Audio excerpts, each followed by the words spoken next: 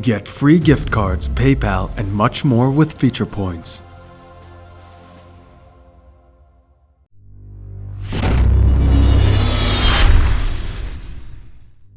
Hey, what's up guys? Commander Alex here, and today we're going to be talking about a video that I've kind of made every single patch for the last couple patches, which is like my personal top 5 heroes for the patch. Now, obviously 1.20 hasn't been out for that long, so this isn't going to be a super comprehensive list, but it is going to be my personal heroes so far in patch 1.20 that I feel are both most fun to play and strongest. So by no means is this a comprehensive list of the strongest heroes in 1.20, because I'm just one player playing in one elo bracket. I'm mechanically skilled on different heroes than other people, and I'm not playing against the entire player population. So it's not a comprehensive list, but it's my 2 cents on the matter, and honestly I really like making these videos. So I guess let's just hop into things here. And we're gonna start off with number 5, Koshka. So Koshka for me wasn't fun for like the last 5 patches at least. Like, it's been a long time since I've really enjoyed Koshka, but with 1.20 they changed her into pretty much like a CP assassin, and while she's a lot different to play, and I know a lot of people don't necessarily like her now, personally she's worked out really well for me. And the reason for this is that to me CP Koshka feels a lot more assassin-y. She's really bursty, she really has to work on timings for when to go in and stuff, but at the same time she can also be really rewarding, and she just kind of fits my playstyle a lot better. The reason I never really liked Taka was because he was a weapon power assassin, and for me that doesn't make a whole lot of sense. Like, I never liked auto attacking as an assassin, it didn't really make sense to me.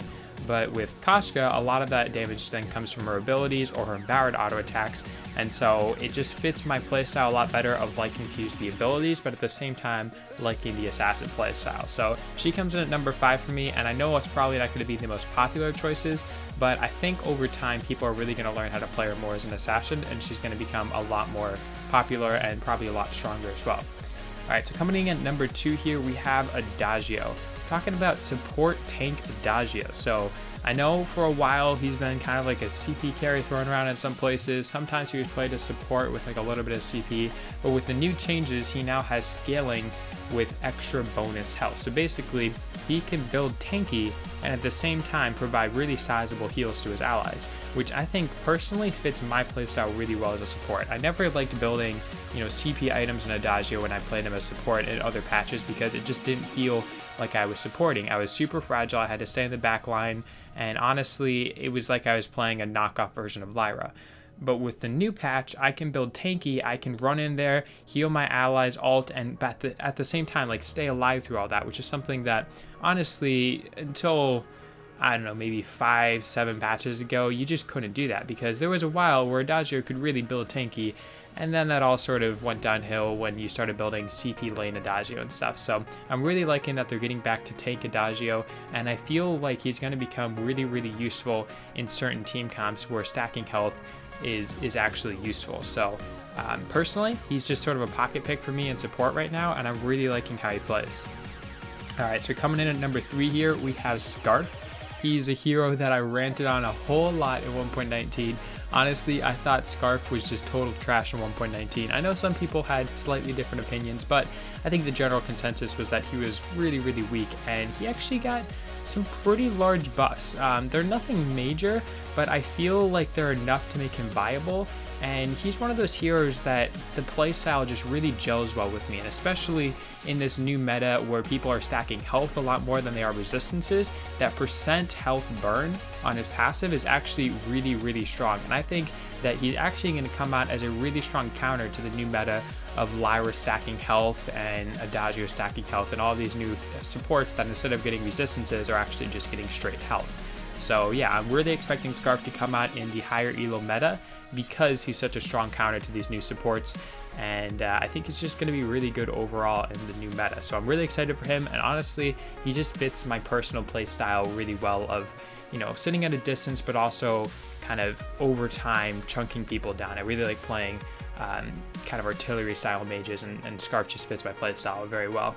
And then we come to a completely different hero. I'm really enjoying CP Petal Jungle. Petal in the jungle right now, it's just she just feels so much more fluid. I didn't play Petal for the last couple patches because her, whatever it was called, trampoline, just wasn't really fluid enough for me. Like, I know there were some players who really put in the effort on her, put in the time, and they actually played her really well. She was fairly strong in 1.19, but she was also very, very difficult to play, in my opinion. I couldn't really ever utilize her trampoline very well, and it made it so that she just wasn't that useful of a hero for me to play. But with the changes to her trampoline, it just feels like she's so much easier now, and not even easier, just more fluid to play. It's much easier to pull off combos with her, and it's just much easier to make really big plays with her, because you can juke around walls, you can actually make fairly effective plays with her trampoline without having to have a crazy amount of skill on it. So I feel like she's really had her skill level drop down, but at the same time, she still has the same core mechanics that everyone likes about her, with the jumping around and, you know, the crazy damage from minions and stuff. So honestly, I like the Petal changes, and while I don't know if she's going to be coming straight back into the top of the meta or anything, I think she's going to stick around, and I think that she's going to be kind of one of my pocket picks for 1.20, because with the changes to her trampoline, she just feels like a hero that I can, you know, pick in most situations to actually do pretty well with her, because she's not a hero that I'm handicapped just due to mechanics on, if that makes sense.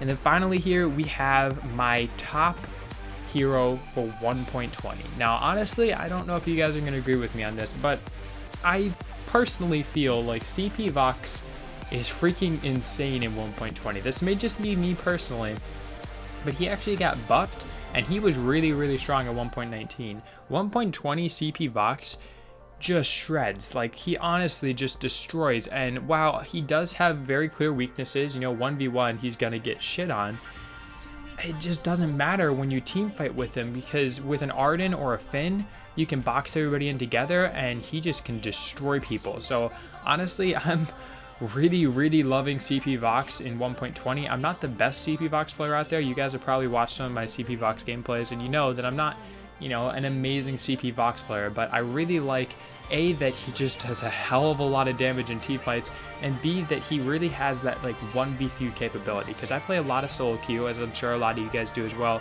and you know, you come into these situations where you want to play in solo queue, but you can't really rely on your teammates. Like, you just can't rely on your support to always keep you alive, or your other carry to deal out, you know, sustained damage in team fights. So playing CP Vox, I can confidently say, like, if I get ahead and if I know what I'm doing, I can 1v3 carry a game. Like, that's just something that very few heroes in the game have the potential or ability to do, and it's something that I think makes CP Vox incredibly strong. And that, you know, obviously on the top of he has crazy damage in team fights, just makes him a really fun and really strong hero to play against. And honestly, personally, I think he's a little bit OP, but that's just my personal opinion. Tell me what you guys think of all these heroes in the comments down below.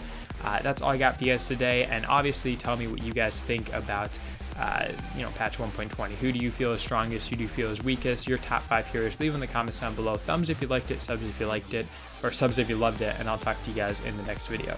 See ya.